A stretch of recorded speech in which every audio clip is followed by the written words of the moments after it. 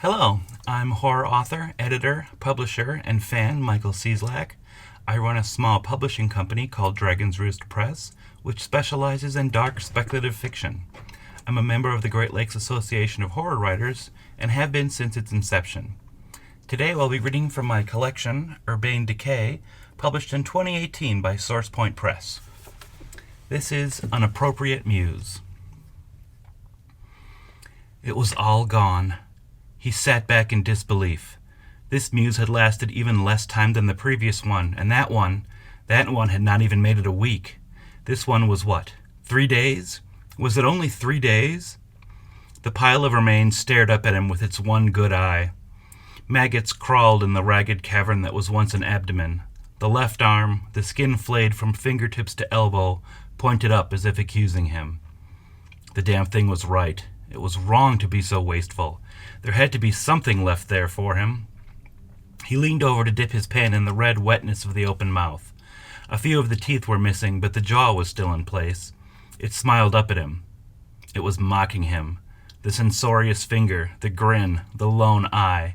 They were all mocking him, his inability, his failure. Rage poured out of him in an incoherent scream. He stabbed down with the pen. It slashed a layer of flesh from the cheek of the corpse's face. The second swipe missed altogether. This only added strength to his rage. He raised up from the chair and fell upon the remains. His fists rose and fell, accompanied by soft, wet sounds. When it was over, when the dark spots retreated from him and his vision returned, he found himself on the floor. He was kneeling next to the pummeled detritus. His hands and arms were slick with gore. A dark red splatter made a fan shape on the wall.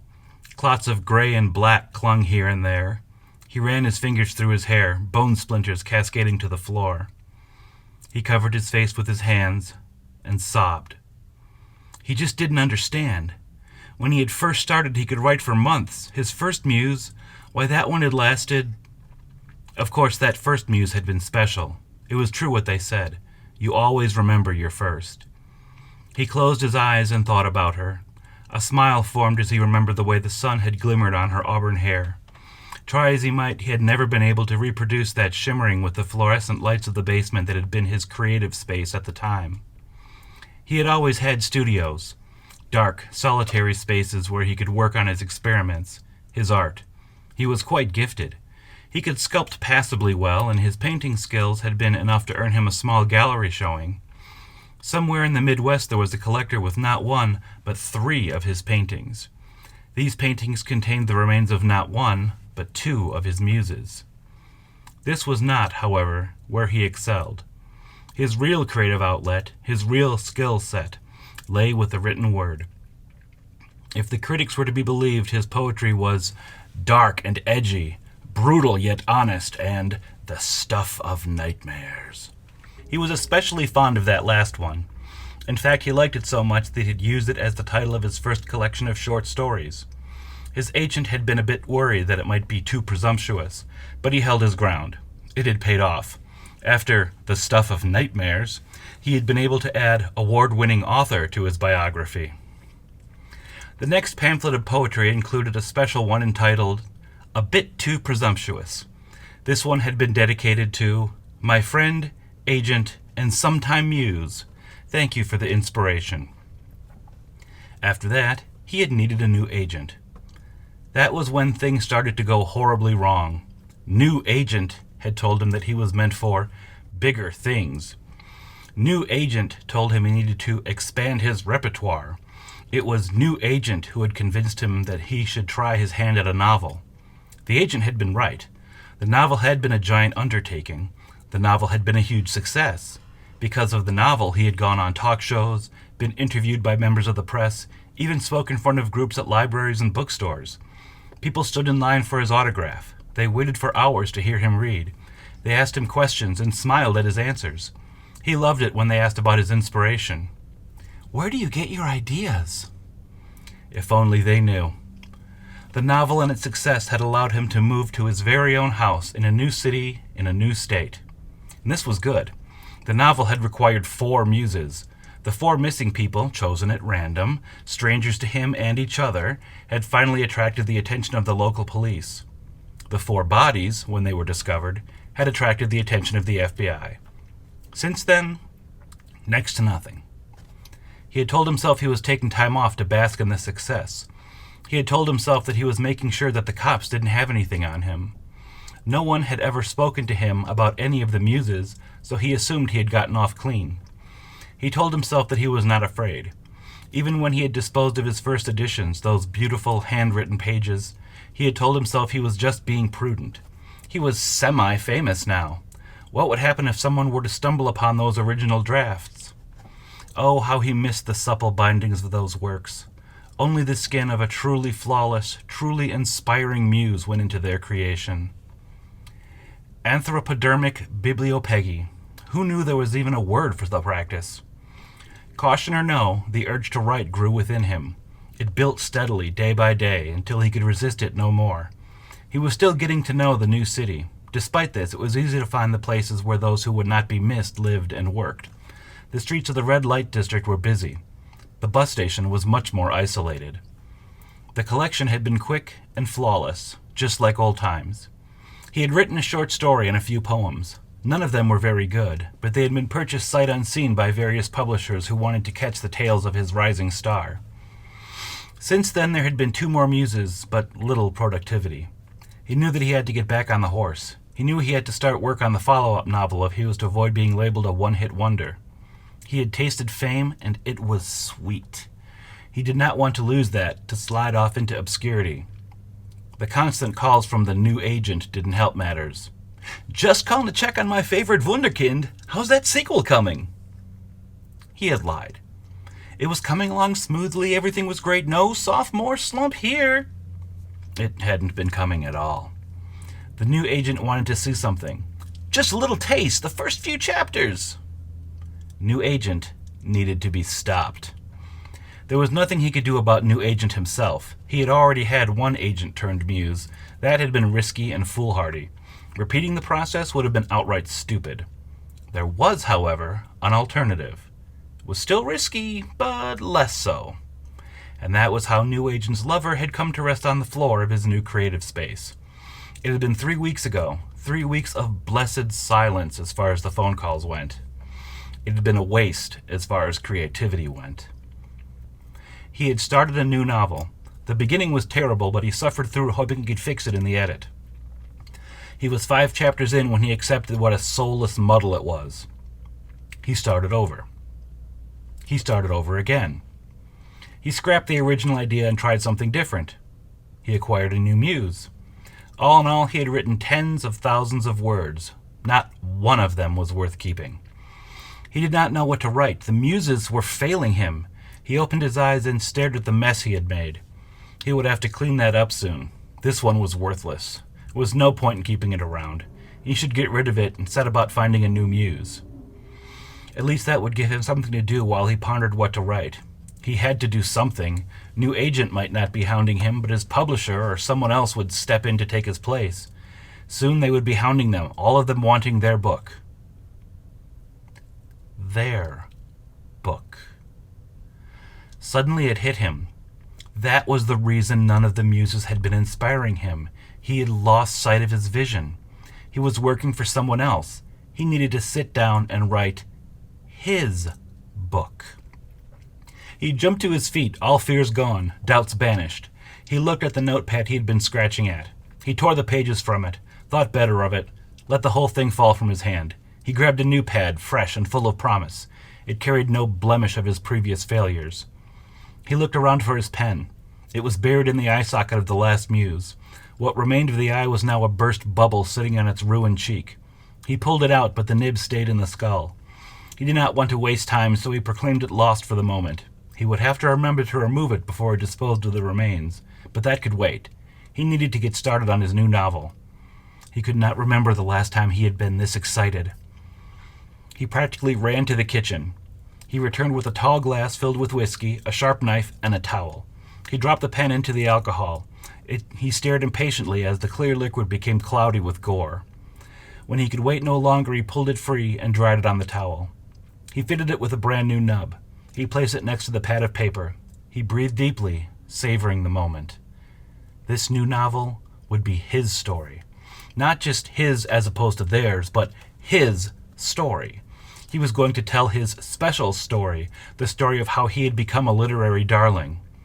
A story this important required an appropriate muse. The muse would have to be extraordinary. He took the knife in his right hand, placed his left forearm on the table next to the towel, palm up.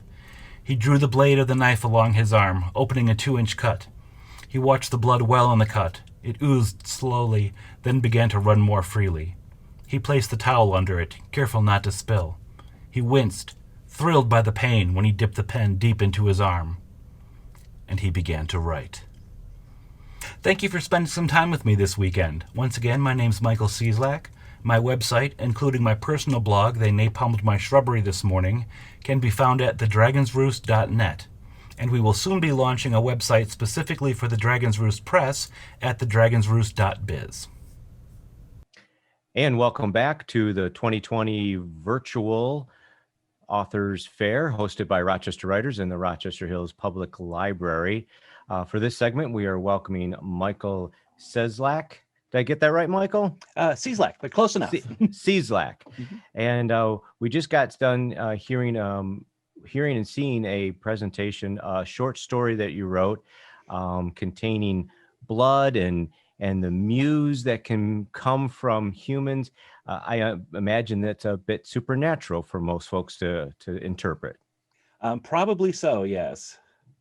And where did the idea of that story come from? Well, it was one of the muses that I had locked up in my basement. No, I'm just kidding. It was actually, that one came about when I was having a tremendous bout of writer's block and trying to think, what can I do to get past this? And I just started free writing, and that poured out of me. Almost literally. Almost literally. Do you believe that there is powers in human blood? Not necessarily. I used to work many years ago in a hospital, and it is amazing all the stuff that blood actually can do and how careful you have to be around it. But I don't know if I believe that there's anything supernatural about it. Well, it is certainly life-giving and very important for us to have, and it carries important things to make us live. So it's fun to imagine that it has more in storytelling. Exactly. Excuse me. So tell us about your stories and maybe your most recent work. The most recent collection that I have, I've got here. See if I can get this on the drag it across the microphone. Sorry. I back up if this will focus. I don't know. There we go. This came out about a year and a half ago from Source Point Press.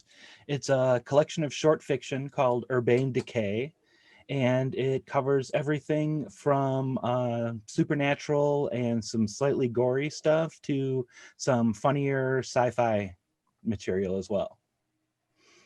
And I imagine all of your work is fiction and leans toward the darker side of life. I like to call myself a dark speculative fiction writer, because when you tell someone that you write horror, they go, "Ugh," and they back up a little bit. But if you tell them that you write dark speculative fiction, you're like, "Oh, well, what does that entail?" And you can just tell them the general definition of horror, and they're like, "Oh, okay, I'm cool with that." Do you find that you've always been a horror writer, or did you work your way into that? I kind of worked my way into it. I started writing mysteries, but I'm definitely not a plotter. And to be a mystery writer, I think you really have to be the kind of person that can sit down and make an outline and know exactly where you're going. I kind of call myself a modified plotter. I'll show my age here a little bit, but if any of the viewers remember the triptychs you used to be able to get from AAA, that would have the maps from your destination, from like your home to the destination, it would show you the route that was probably the best, and you just kind of flip page after page as you go from one landmark to the other. I kind of know where those landmarks are. I know where those beats are, but I don't necessarily have that route in between the two plotted out perfectly. So I know I want to hit this mark, and then I know a little bit later I want to hit this mark. But if I want to take a detour and see the world's largest ball of string, then I can go off on a tangent and come back, just so long as I hit that next beat. And much like the triptych versus the GPS phone systems that we use now, that keeps you in a certain track. You can't go too far, Right. or you don't have the pages for that. Right. You don't want to go completely off the map, because then you have problems and you're lost. Okay. And so I imagine the Urbane Decay is a play on words. Can you tell us how you work that into it? I did not actually. My editor came up with that. I had tossed around some ideas, none of which we really liked, and I got a message at like maybe 2 a.m. I was like, "Hey, how does Urbane Decay sound?" And I'm like, "Oh, that sounds absolutely wonderful. I love that." So I have to give props to author and editor David C. Hayes for that title. And can you give us a definition then of that made-up word? I'd like to think that there's a little bit of a gentlemanly side to some of the writing, but there's definitely very dark undertones to everything that's in there. Okay. And that's your latest book. Mm-hmm. When did it come out? About 1.5 years ago. A year and a half ago. Who are the main characters? Oh, this is a collection of short stories. So this has how many short stories? About 20. Everything from just shy of novella length to a couple of poems, including a zombie haiku that I was particularly proud of being able to write. Does not pay well. Writing haikus by the word or the line does not pay all that well, but it's something that I could check off the bucket list. Well, there you go. So it's a collection of 20-some short stories. They all are standalone pieces? Yes. Okay. How young were you when you first started writing? Probably 7 or 8. Somewhere my mom has a large collection of some of my, and we're going to use the air quotes, original works here, which were all, completely derivative of things like The Hobbit or the Raiders of the Lost Ark. And if I ever get famous, she's planning on using them to blackmail me. Well, I think all parents have some of that material standing by. I read on your website that you celebrate Halloween, no surprise. Mm-hmm. Are your decorations still up at the end of November? No, they are all down now and back in storage. It's very sad how quickly they come down, given what a long and tedious process it was to put some of them up. And did I read correctly that you have dragons at the other times of the year? Yes, we have dragons on the side of the house, through the front of the house. Dragon holds up our mailbox, and we have a dragon table on the patio. Now, do dragons play an important part in some of your works? Nothing that's been published. I have a dragon novella that's in serious need of editing, and every once in a while I'll pick it up and look at it and go, no, not quite ready to tackle this now. So why the fascination with dragons? It's just something you want to get to one day in your work? It's something that we've always loved, and in terms of our house, our first dog was we had named Kylo, which was Chinese for King of the Dragons, because of the way he used to kind of walk around our feet serpentine like a cat. And everything's kind of gone from there. Dragon's Roost Press is also the name of my publishing company. Okay, so it's kind of a imagery, branding. It defines partly of who you are as a writer and a publisher. Exactly. Excellent, excellent. So what's next on the horizon? We have, as far as writing goes, I am working on a I just lost the word for it. Choose Your Own Adventure book. But again, Repeat this is Choose Your Own Adventure book. If you remember those from, but an adult one. dealing with alien abduction and various cryptozoological creatures. But that, again, is something that has required a lot of plotting. I've actually downloaded a flowchart program for that, so I know exactly which one this is going. And it's a little uncomfortable working that way, but at the same time, it's kind of nice knowing exactly what the next piece that I'm going to write is going to be. Now, is this plotting your own or choosing your own path as a reader? Right. Is this going to be a print book or an online book? It'll be print and digital when it finally comes out. Okay. And for those people that maybe don't remember, didn't have a chance to see them, explain how a Choose Your Own Path adventure book works. You start out, you'll have maybe a couple of pages of setup, and it will end on a little bit of a mini cliffhanger. And then the reader decides what the main character does next. So you hear a noise outside. Do you go outside to investigate? Then turn to page 7. If you just peer through the window, just opening the blinds a crack, turn to page 10. And you're actually able to read the books a couple of times depending on which path you choose and get like totally different endings. The other odd thing about this is writing from that perspective, saying, you do this and then you do that. It's something that you very rarely do as a writer. And these pick your own journey books are typically geared for what age group? Usually I remember reading them around the young adult age group. And yours is going to be different as far as it's going to be an adult version. It'll probably be anything from like late teens and up, mostly because I can't get away from that little bit of goriness that's going to be thrown in there. So I wouldn't want a small child picking it up. But I'm hoping that it'll be entertaining enough for an adult to read as well. Okay, so more like young adult to new adult. Young adult plus. Gotcha. It sounds fun. When will that be on bookshelves? Probably not till late next year at the earliest. Doing a lot of editing and publishing projects first that I need to get through before I can tackle some of my fun stuff right now. And do you have an idea of how many possible stories or outcomes there will be in that book? Probably upwards of 50 if I include every idea that I have thrown in there. I mean, a lot of them lead to similar endings. Like there's the big bad ending that you get to quite frequently. And then there are a couple of nice happy endings and then some in the middle. But the paths are quite convoluted if you look at the flowcharts. It sounds very interesting. I'm looking forward to that being released.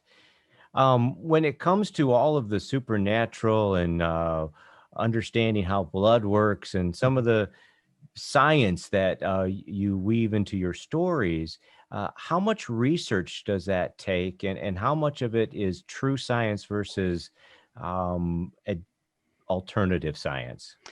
Enough that I am probably on an FBI watch list or two. We always joke.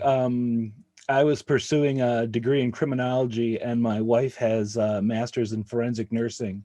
So between my research and the stuff that we've looked up for her online when she was in school, it's a terrifying serial killer mess of a search history. I can generally, imagine. depending on the story, I mean, if it's something where I've just gone full on into like an urban fantasy, then I don't mind as much playing around with the science. But for the most part, I try to keep it fairly true to the real world, with the exception of whatever I need to change to make things work. And at that point, my feeling is always, as long as it is cohesive within the story, you can kind of make your own physics, make your own rules of science.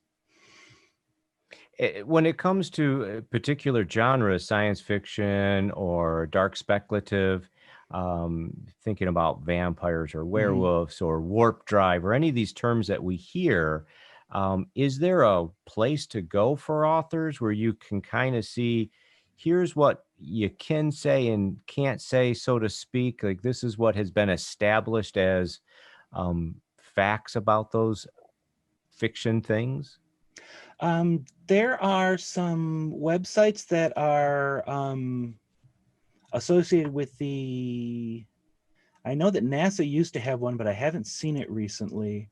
But the National Academy of Science used to have some things online too that were not necessarily this is what it's established, but this is how far off of real science this is. So if you want to just kind of be like one standard deviation away from the real world, then you really have to, in terms of like say faster than light speed travel, if you want it to be sort of kind of closer to the real world, you need to think about time dilation. You need to think about the fact that the people who are traveling close to light speed are going to age 5 years, while the people back on the planet they left from may age 100 years, depending on how far the travel goes. But if you want to go another standard deviation away from that and get something where you're actually going faster than light speed, a warp speed or a hyperspace or something like that, then you can throw away that age portion of it, because now you're moving in a way that we can't move in real life. Interesting. I've always wanted to tackle some of those topics, but I want to make sure that the readers would follow along, saying, "Oh, that's not how it works." You can't make an envelope in space and travel through it like that. Some of those tech terms that a lot of readers are extremely passionate about. So I'm glad to hear that there are resources out there. Let's finish up by saying, where can people get your books or find out more about you? If you look me up on Amazon, I have a author's page there and one on Goodreads. You can go to the dragonsroost.net is my personal website, and that will have links to everything that I've written and a blog where I just kind of vomit out whatever's on my mind that day in a rant. And we have just launched the dragonsroost.biz, which has all of the books that we have published available as digital downloads. Those are also available on Amazon and Barnes & Noble. Excellent. So Michael Cieslak, did I get it Yes. right this time? Michael Cieslak, thank you for joining us today for the 2020 Author Fair, our second annual, hosted by Rochester Writers in the Rochester Hills Public Library. We'll have more from other authors coming up soon.